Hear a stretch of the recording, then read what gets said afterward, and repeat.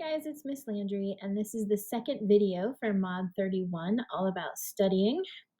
This video is going to go over how we process information automatically, as well as what is sensory memory. So let's jump right in. There's quite a few new terms for you guys, so make sure you have your notes available. So let's first start with what information do we process automatically? So this is our learning that is almost intrinsic.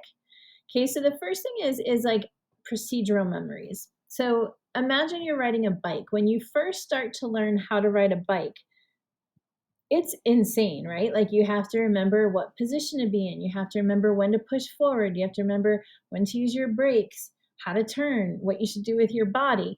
And all of that eventually becomes an automatic skill, right? Like when you get on your bike, you don't think about when should I pedal forward? When should I apply the brake? It just is automatic. So that's procedural memory. The other one is a type of association that you have actually been classically trained for.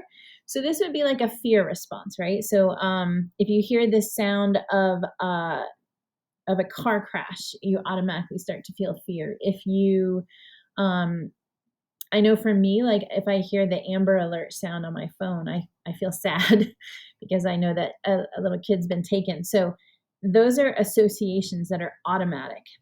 The next one is a space remembering that you can't really see that color. So space, it's like remembering what you did and where. So for example, like you always hear things like, oh, where were you when 9/11 happened? And I can tell you exactly where I was. So I remember the space when an experience happened, right? And so that is something that we do automatically without thought. We also process time automatically. So let's say I lost my keys. I can actually backtrack in the backwards pathway of what I did with my time, right? So knowing the steps that I took during the day, I don't think about it. Like I don't think, oh, this happened before this, and then this happened. And then finally, last thing is frequency. So you don't even think about this, but like how often is something happening? So for example, I might see Mrs. Park 3 times today. I don't like consciously process that unless it's different. If I happen to see her 3 times, it's automatic that I realize that. So those are that's information that we process automatically without conscious thought. But now let's go over sensory memory. So this is kind of the first stage in memory. All right, so we're in this video, we're just going to start with memory, and then in the next set of videos, Mod 32 and on, you're going to learn each step of memory. So what's important to know about sensory memory is that it is basically the first stage. And what it is your body is getting so much sensory input all the time. Like I'm talking billions of information. For example, right now, stop for a second and listen. What sounds do you hear? Like right now, I can hear the traffic outside. I can hear my son laughing in the room, and I don't necessarily realize I'm hearing that, right? So it's just information that's coming into my brain. So also think, what is the temperature right now where you are? Are you hungry? Right? So this is all the information that your brain's getting. Even when the stimulus stops, your brain is still processing it, okay? So it's a huge amount of information about the environment. It's very short, usually less than 3 seconds, that you hold on to that information. What you then do is you choose what information you're going to use from all of that input. Now, you don't do this consciously, right? For example, if you're in the classroom and I'm lecturing about this, for example, and it's close to lunch. Well, your body's getting information about light. What's the light situation? What's the weather like? What's for lunch? Are you hungry? What's the temperature? How are you holding your pen? What does the paper feel like? So all of this stuff is occurring, and you have to choose what information you're going to continue to process. Okay, and the stuff that you don't process just goes away. You forget it. So if you look at this picture here, this kind of goes through the process. So here's all the incoming information. That's what we call sensory information. If you don't pay attention to it, it drops out and it's gone. But if you pay attention and you focus on that specific thing, then it goes into your working memory, which we'll talk about in the next video.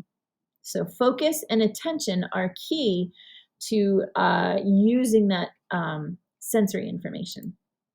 Now, there are 3 types of sensory memory, and the first one is haptic.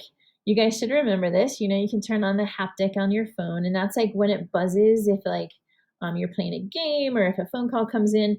So these are physical sensations where it's like touch. Okay, this lasts about 2 seconds, and then it's gone from your memory. The next one is echoic or echoic. Not really sure how to pronounce that. I think echoic. Obviously, this is auditory because it's like an echo.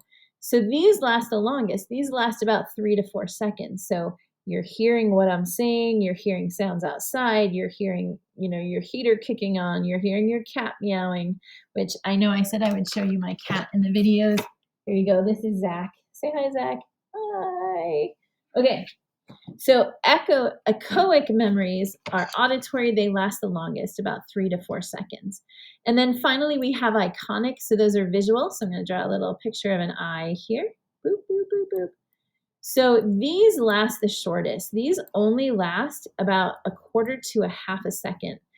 It creates a really brief image. Sorry, now my cat wants to be here. It's a really brief image. And I'm sure you guys have heard of people with eidetic memories.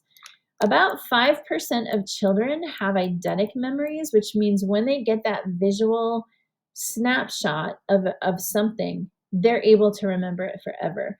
So if you ever watch Big Bang Theory, Sheldon had an eidetic memory. We used to call this a photographic memory, but it's actually called eidetic. And about 5% have it. As you get older, it starts to disappear a little bit. But those are the 3 types of sensory memories. So that's it for the content, but what I want you to do for homework and to finish this video, Sperling did an experiment looking at sensory memory, and I want you to run through this experiment. It takes 10 minutes, and I want you to jot down the information as you're going through it. So if you click on this picture right here, it'll take you to a YouTube video, put it on a big screen, and just go through the experiment and write down your responses. And we'll share all that stuff in class. And that's it for this video. Thanks, guys. See ya.